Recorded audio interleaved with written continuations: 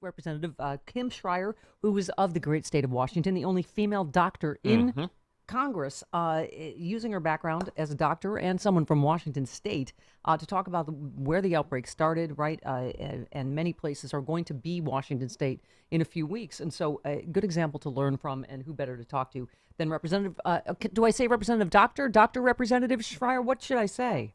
You can say whichever one you want. If you want to talk more doctor stuff, say Dr. Schreier. If you want to talk more Congress stuff, you can say Congresswoman, or you can just say Kim. With Governor Dean, because I respect him so much, I call him Governor Chairman Doctor. So we'll just, we'll include all your titles as they pile up. How's that? Wow, that is a mouthful. You could just do Kim, and that would be all right. Oh, no, not just Kim. Too much respect. Wow. I mean, seriously, what a resume. Let's just start with that. The only woman doctor in Congress, for a pediatrician, graduated from UC Berkeley, Phi Beta Kappa, spent a year working at the EPA. Wow. I mean, you really come at this from a different angle, don't you? Being a doctor. It is a different angle, and I'm the first pediatrician because I think pediatricians are pretty darn happy in their lives and with their patients and the families they serve. 2016 pretty much rocked my world, and if I had any chance to help flip the house and do something great for the country, I just decided to go for it. Wow, good for you. And we have something else in common. You have a degree in astrophysics from UC Berkeley and then went to medical. Okay, we don't have that in common, but you have a degree in astrophysics and you went to Berkeley. That's funny. No, Stephanie, you've been very, very gracious. I love how you said that I was from the great state of Washington, and here you are in the great state of California. So thank you for that generosity with our states. I think both of our states are doing really an exemplary job in taking this seriously and stepping up and using the science. And flattening the curve, which is why I'm sure for you personally too, it's so horrifying to have to go through this on top of this normal petty partisanship and name calling from this president, him calling Governor Inslee a snake who, has handled this so well. And as you say, in California and Washington, we are showing how you flatten the curve and how you, and are now trying to send help to other states, which is the way leadership should be done, shouldn't it? That's exactly right. And what's interesting, we were on a call with the whole task force yesterday, and Dr. Fauci said, when I asked the question, look, we're really looking to Washington to see how you do this. And I thought, okay, well, here we go. Let's make sure we do it right so we can show the country how to do it. Right. Well, and, we've been talking about them talking about, opening everything up, Big Bang, May 1st. Obviously, you can see from any graph how much worse the United States is doing in every country in the world. And the only places where we're flattening it is where we're doing this, not anything he's doing. It's that we are doing the stay-at-home orders. And it must just, as a scientist, basically, but it must just make you crazy that it's not a no-brainer that there is a national stay-at-home order. We were just talking about New Zealand. They had one death because they shut it down early. Because when they found the first deaths, they shut it down. That is exactly right. And you know what? There is no way, no how we are going to bounce back straight away to normal. I hate to break that news, but that was exactly the question I raised on the call yesterday. I said, look, they estimate that when we hit June 1st, only 2% of Washingtonians will have had this disease, which basically means that we are walking around just as vulnerable, just as naked as we were 2 months ago. And I think that is a very important message to send, that this is going to be a creep back towards normalcy, and we will need to have abundant, widespread testing, and we will need to see a steady decline in cases in order to dare tiptoe out. Doctor, I'm going to go with Dr. Schrier. Why? That's what I don't get. And we just read a Barack Obama tweet about testing. That's the only way we're going to get back to normal. Why are we not? Don't we need to test everybody? Am I crazy? Don't we need to know who are, asymptomatic carriers, who are pre-symptomatic carriers? I mean, how are we ever going to, without a cure or a vaccine, how is this not going to just keep coming back until we know who has it? Am I wrong? You are right. You are absolutely right. And the notion, what has made this disease so very tricky is the asymptomatic and pre-symptomatic spread, which is so I mean, it's interesting, and that is what has made this so perilous. With the flu, you're contagious maybe for a day before you get symptoms. And so basically, you can control it by saying, once you have the slightest symptoms, stay home. Can't do that with this one. And that's why we're all now wearing masks and trying to contain our own germs just in case we're the one who's the asymptomatic spreader. Right, and then you still have the president going, "Oh, I'm not going to do it." I mean, that tells half the country, his fans, don't wear a mask. You look like a blue state pansy if you wear a mask. I mean, it's the anti-science of this, and him just willy-nilly prescribing a hydroxychloroquine. Can you explain why he threw zinc in yesterday, Doctor? I don't.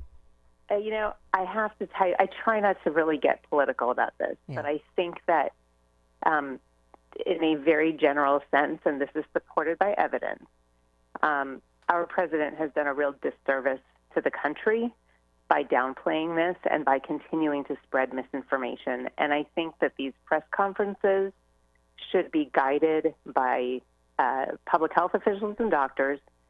I think our vice president is doing a good job there. But our president really undermines every message, and I wish he could give up center stage and not be conveying information that absolutely opposes everything we know. Yeah. Well, let me get you. I wanted, and then we're going to take off the doctor hat and go the Congress hat. But Dr. Birx yesterday, when they've talked about loosening the social distancing guidelines and letting more people go back to work if they're not showing symptoms, which again doesn't make sense to me because of asymptomatic or pre-symptomatic. But she said we are beginning to see some flattening of the number of new cases per day in specific metro areas. That is true. That's a good sign. But they're considering announcement as soon as I don't know, any time, saying under the proposed guidance, people who are exposed to someone who is infected would be allowed back on the job if they are asymptomatic, test their temperature twice a day, and wear a face mask. Is that something that that doesn't necessarily even seem workable to me, at least not right now? What do you think? Yeah, so that definitely doesn't jive with reality for most jobs. Now, I have to tell you that I did speak to this probably a month ago, saying, when we didn't know how easily spread it was, that for the medical profession, you probably have to make some exceptions, or you will have no doctors, no nurses, and no respiratory therapists able to work because they're really all exposed. Some exposed at home, some exposed on the job. And so for this very small subset of people to say, most of them have been exposed, they're really good about hand hygiene, masks, shielding themselves as much as possible. We do need them helping, and we should be able to test them every day. I mean, this is where you're talking about testing. If you could test every medical professional with a rapid test every day before they stepped into the hospital, think of what a difference that would make. Yes. Right? Well, let me ask you one last thing, and then we'll go to Congress stuff and stimulus. But so they're also saying exposure occurs within 6 feet for more than 15 minutes or so, which is why obviously traditional workplaces could be hard if people can't do the 6 feet and can't do. But because the only thing I'm doing really is like hiking or biking alone with way more than 6 feet, so that would seem like that's good news for if you would just want to do something like that it disperses outside and that the exposure is within that 6 foot distance, right? And if for extended periods. That's right, and we think that 6 feet is adequate. We think that there's not much in the air. We don't think there's a huge viral load, but I have to tell you that our local county put signs at all the trailheads, even the ones without a parking lot, saying trail closed. We were pretty sad about that because that was our way of getting out, getting exercise, right, clearing our heads.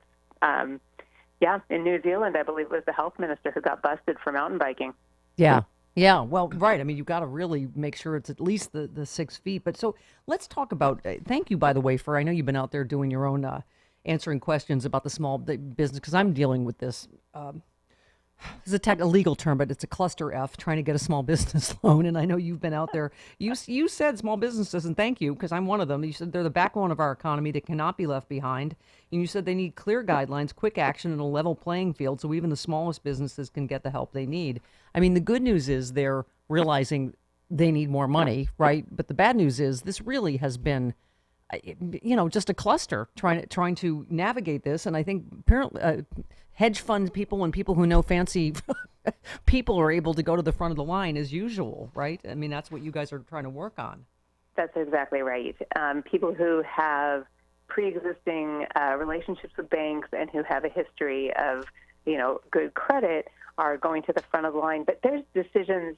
I mean, first of all, on the bright side, this is pretty astounding that we got a bill passed in a bipartisan fashion in 2 weeks, that we're rolling it out this quickly and we're starting to get money to people. I mean, we need to do this as fast as possible. Yeah. But they didn't even have sort of technical questions, standard operating procedure until late last week. And so I do. The banks weren't ready. I mean, and as you say, Dr. Congresswoman Kim person. No, but you're right. I mean, the nature of small business is we don't have a few months or even a few weeks margin, right? We're not big airlines or cruise ships or whatever. So that's right. 2 weeks on average. 2 weeks, and we did, as much as we could legislatively. We said, if you are an independent contractor, you will qualify. If you only have one employee, you'll qualify. If you've never taken out a loan, you'll qualify. And then, there are basically these two loans that you kind of have to decide between. So it's already tough, I think, for businesses to figure out if they want the disaster loan with a really low interest rate, repayable over, I think, like 40 years. It doesn't even kick in until 4 years, or whether they want this paycheck protection plan that is a forgivable loan, which is essentially a grant, but it has strings attached that you have to be sure you can meet. And I think that's where the banks are feeling like, whoa, what's going to happen to us if we go out on a limb, we make this loan, somebody did something fraudulently, and now we're stuck. So, I mean, there are legitimate concerns there, and I just think we need to act quickly to give those banks liability protection in that circumstance. So right. They feel very comfortable. These are, government-backed loans. I mean, they're really not on the hook for anything. They're just facilitating the loan.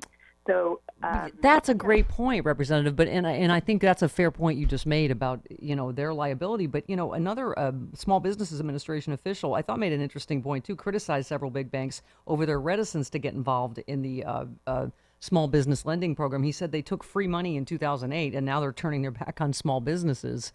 So I think the truth, as usual, I think is somewhere in between. But and as you say, it is urgent. I absolutely agree. It is somewhere in between. I hope everybody is operating in good faith. And, what we're looking at now, even this week, is whether we can expand the dollar figure for small businesses, because we're seeing the kind of demand there is. We're seeing that this is going to be a long-lasting economic hit. But we want to make sure that it gets to minority-owned businesses and farmers. They were left out of the last package. So we just need to think broader and make sure that as we expand, we bring the banks along and we get groups that have not traditionally been able to access these loans to access them, and then we bring in small lenders, those community banks and credit unions, so that it's not just Wells Fargo and Bank of America right. who are charged with this. Right. But you get it to every area and all that. You just gave me an idea, and I certainly hope this is not fraud related, but I'm having a hard time. I do have an avocado tree. Would I be able to apply as a small farmer in addition to a small radio business owner? Do you sell it at a farmer's market? No. All right, let's move on. All right, it's fraud then. Let's move on. But I thank you, by the way, you and all the Democrats. Democrats counter GOP push on small business relief. Of course, you want to get hospitals, food assistance to the needy. Instead of just, as we said, this slush fund for already big corporations, you're also moving to sideline the coronavirus, undo Trump's move to sideline the coronavirus oversight, because that is terrifying, right? Him removing. That's horrifying. Yeah, go ahead. Sorry. Well, I mean, it shouldn't surprise any of us. This is a president who can't stand oversight of any sort, because traditionally it has always worked against him. And this is fundamental to our government. We have to have oversight. This is a $2 trillion package. How could you not have independent oversight? Yeah. And by the way, can I just say, Senator Warren, as usual, I thought had a radical idea that isn't really radical, that I think is a great idea. She urged Congress to go even further by eliminating the cap on funding for the Paycheck Protection Program entirely. She said it should also provide direct grants to small businesses rather than loans that can later be forgiven. She said, tell people we won't let PPP run out of money and we will fully fund all applications immediately and until this crisis ends. What do you think of that? Well, I mean, she always thinks through things, and she certainly has more experience than I have as a first-term congresswoman. I think that forgivable grants are great. I think probably somewhere in between would make sense, that there's still accountability. If you have a loan, there are still requirements. But if you did extend this and you had more money available, I mean, I don't know that the quantities we have available are going to get businesses through more than 2 months. And I would anticipate that we are looking at many more months than that for many small businesses. Think about restaurants. That's a tough one to open when we're trying to socially isolate, right? Yeah. So I think that expanding the dollar amounts, making sure they're forgivable, and extending the length would be incredibly helpful. Yep, absolutely. Representative, we just did the first and I hope not last Sexy Liberal comedy tour show in Seattle on February 29th. I hope there'll be another one. I hope you'll do it. Representative Jayapal's done it. We had Ron Reagan there. I hope it's so nice to meet you on the phone, and I hope I get to meet you in person sometime. Oh, I would just love that. So please keep me posted. And thanks for having me on today. Thanks so much. It was really, really helpful. I appreciate it. And thanks for fighting the good fight for us. Thank you. All right. All right. There she goes. Representative Dr. Kim Schrier.